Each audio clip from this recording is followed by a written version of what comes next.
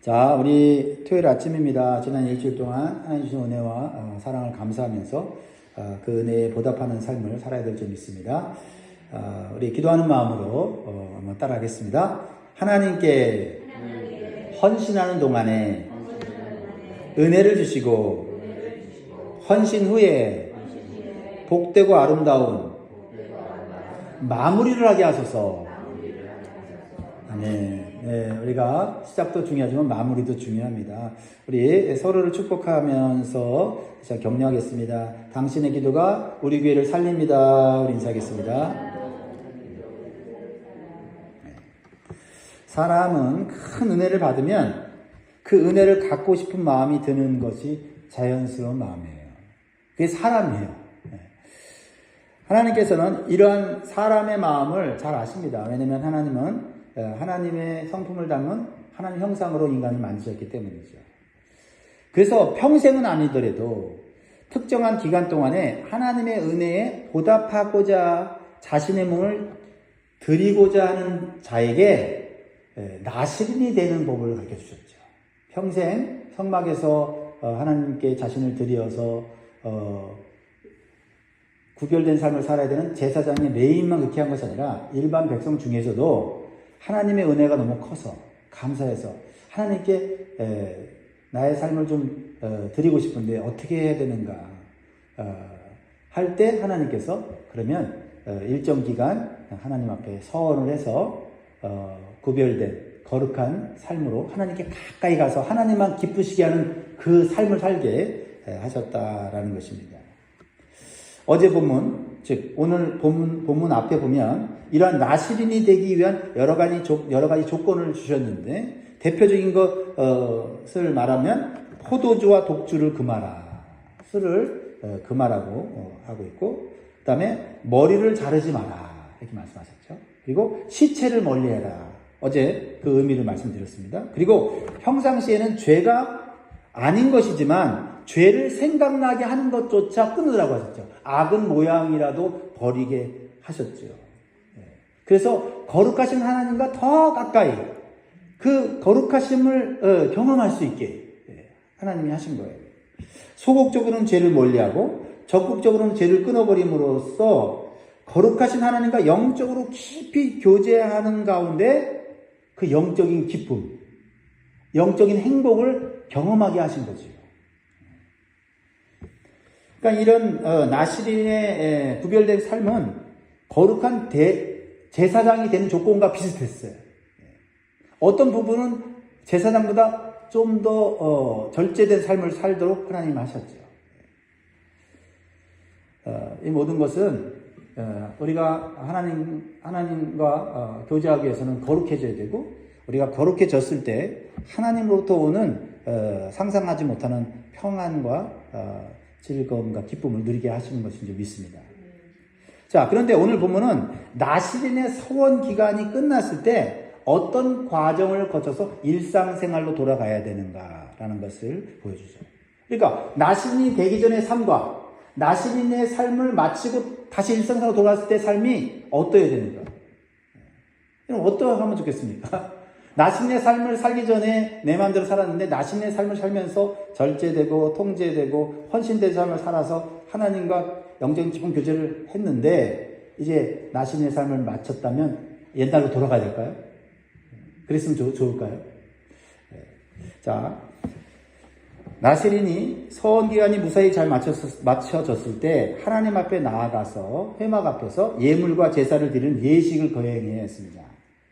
마치 제사장이 임명받을 때와 같은 절차를 보여줘요. 이것은 무엇을 의미할까요?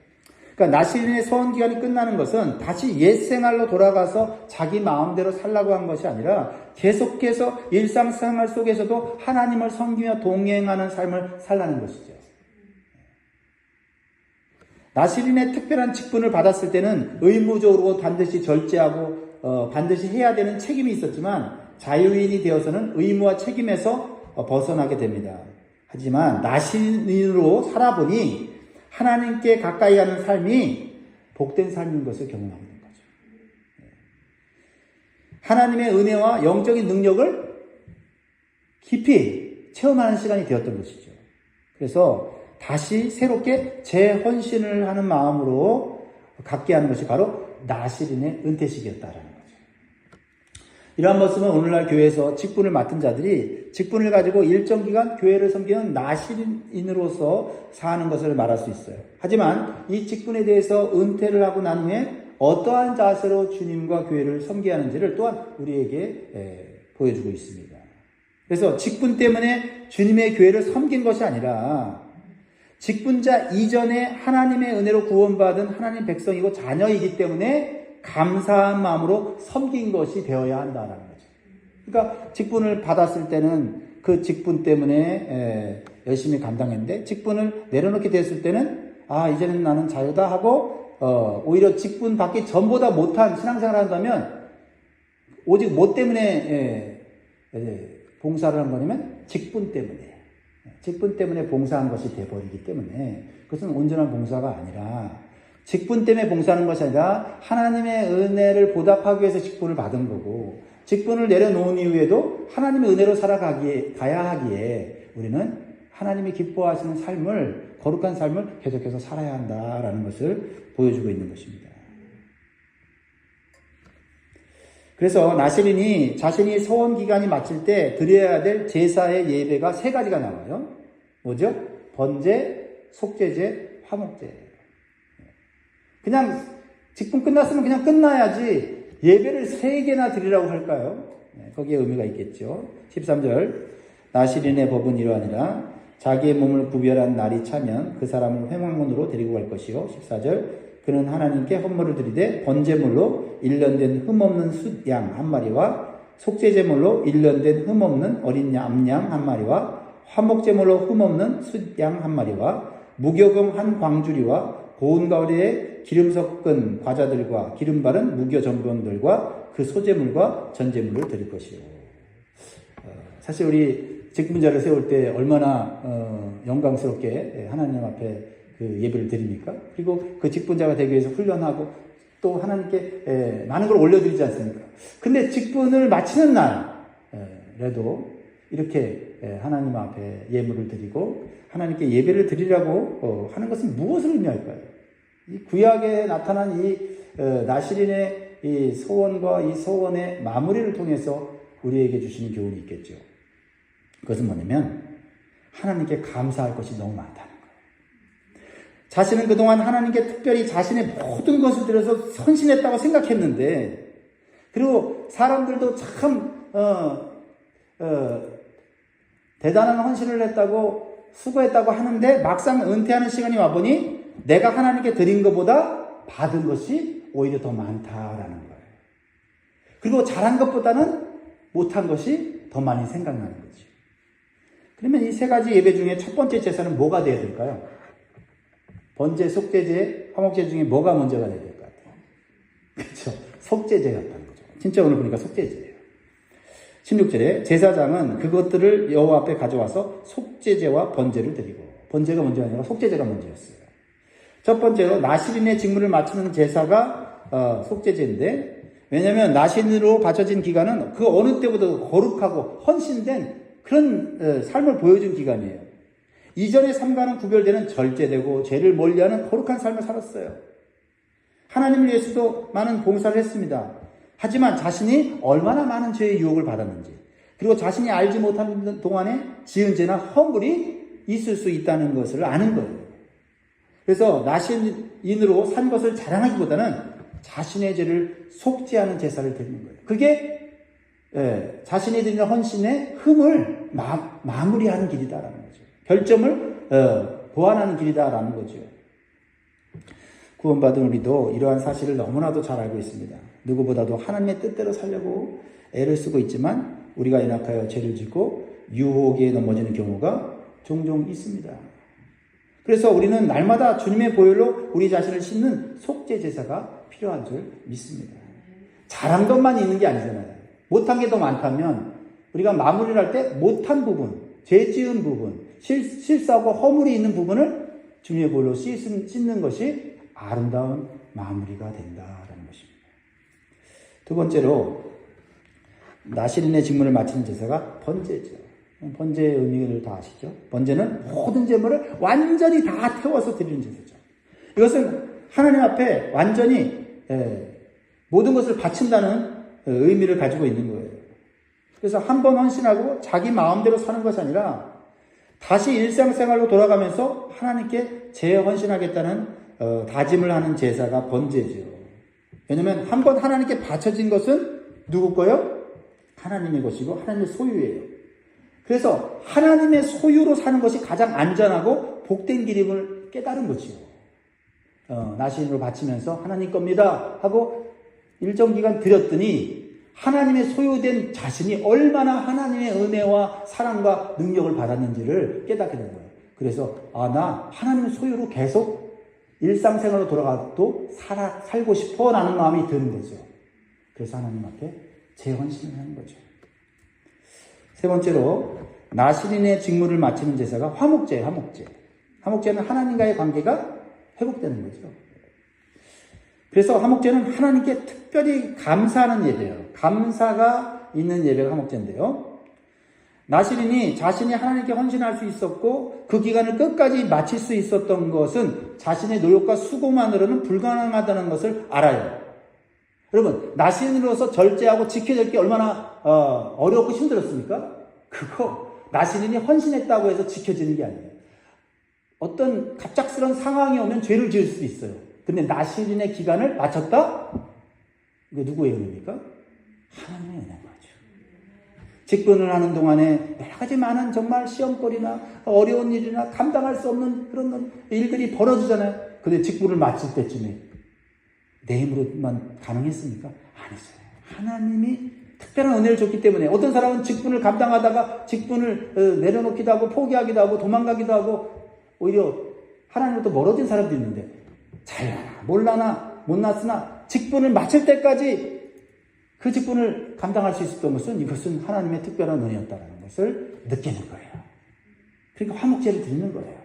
감사의 제사를 예배를 드리게 된다라는 것입니다. 그러면서 무한한 감사와 함께 하나님과 화목한 관계를 갖게 해달라고 기도하는 거예요. 왜? 하나님과의 관계가 끊어지면 하나님 뜻대로 살 수 없다는 것을 아는 거예요. 그러니까 화목제를 드리면서 하나님과 화목한 관계를 계속 유지할 수 있게 해주십시오라고 기도하고 제사를 드리는 거라는 거죠. 아하, 이 나실인의 소원기한이 끝났을 때 하나님께 예물을 드리며 제사를 드리라는 이유가 여기에 있구나 하는 것을 깨닫게 되는 거죠. 우리는 구약의 성경을 통해서 우리는 오늘날 신약에 사는 우리들이 어떻게 하나님을 섬기고 하나님의 은혜를 받을 수 있는지를 배워야 할 줄 믿습니다. 그런데요, 이 나실인의 화목제는 매우 다른 특징이 있어요. 그것은 자신이 나실인으로서 길러왔던 머리카락을 잘라서 화목제물 밑에 놓는 겁니다. 화목제물과 함께 놓는 거예요. 18절 같이 있습니다. 시작. 자신의 몸을 구별한 나실인은 회막문에서 자기의 머리털을 밀고 그것을 화목제물 밑에 있는 불에 들지며. 자, 이 머리털은 자신이 나실임을 외적으로 상징하는 표시죠. 하나님께 헌신하는 표, 그런 나뿐만 아니라 주변 사람들도 이미 다 알고 있는 표예요. 그리고 자신이 헌신했다고 하는 흔적이에요. 그러면 잘 간직하는 것도 좋을 것 같습니다. 그런데 왜 귀하게 여겨지는 머리털을 화목제물과 함께 불에 태워서 드립니까? 이 헌신을 상징하는 머리털이 자기 자랑이나 영광이 되지 않고 오직 하나님께만 영광이 되도록 한 것입니다. 그래서 이 머리털을 바치는 것뿐만 아니라 아예 이 머리털을 불에 태워 없애버리는 거죠. 이 헌신의 증표를 갖고 있으면 자신이 얼마나 그동안 헌신했는지를 자랑하고 이것도 내가 만든 업적이야, 이것도 내가 한 일들이야 라고 계속해서 자랑하고 하나님의 영광보다는 자신의 영광을 드러내는 유혹을 받을 수 있기 때문에 그렇다라는 거죠. 그래서 소중한 머리털을 하나님께 바침으로 감사를 드릴 뿐만 아니라 겸손한 모습으로 끝까지 나는 아무것도 한 것이 없고 하나님이 하셨다라고 하는 것을 보여드리는 믿음의 결단이라는 것입니다. 이것은 사람들은 몰라도 하나님만 아시면 된다고 하는 참된 믿음과 헌신에서 나온 자세라고 볼 수가 있습니다. 이러한 속죄와 감사와 겸손한 자세로 나실인의 직분을 마칠 때 하나님께서는 결코 잊지 않으시고 그에 합당한 영광을 돌려주시며 남은 생애가 더욱 풍성한 복을 누리도록 하시는 것이죠. 그래서 사도 바울은 내가 겪는 고난보다 더 큰 영광이 기다리고 있다라고 하면서 세상이나 사람에게 영광 받으려고 하지 않았던 것이죠. 그래서 이렇게 나시린의 직분을 올바로 마친 성도는 그 은혜와 복이 너무나 커서 자신이 원래 드리고자 했던 것보다 더 드리고 싶은 마음이 든다는 거죠. 21절이에요. 이는 곧 서원한 나시린이 자기의 몸을 구별한 일로 말미암아 하나님께 헌물을 드림과 행할 법이며 이외에도 힘이 미치는 대로 하려거니와 그가 서원한 대로 자기의 몸을 구별하는 법을 따라 할 것입니다. 참 이게 아름다운 마무리를 하는 사람들 중에 더 은혜로운 마무리를 하는 분이 계시다는 거죠. 하나님은 이 세 가지 제사에만으로 기뻐하시고 만족하십니다. 더 이상 요구하지 않으세요. 이것뿐이에요. 이거 하고 또 더 하지 않는다고 뭐라 하지 않습니다. 그런데 서원한 나시린이 기본적으로 드려야 할 헌물 이외에도 더 드리고 싶은 마음이 생기면 힘이 되는 대로 해도 된다고 말씀하시는 거예요. 이것은 나시린 자신이 받은 은혜가 너무 커서 의무적으로 드려야 하는 것 이상으로 자발적으로 드리고 싶은 마음이 들 수 있다는 거죠.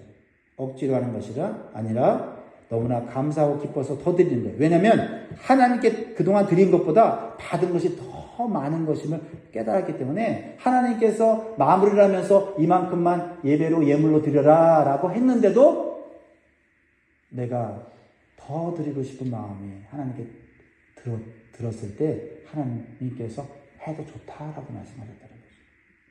얼마나 복되고 아름다운 마음인지 아름다운 마무리인지 알 수가 없는 것입니다. 거기에 하나님은 왜 이 말씀을 하셔요? 하나님은 합당한 더 풍성한 은혜를 주시려고 하는 거죠.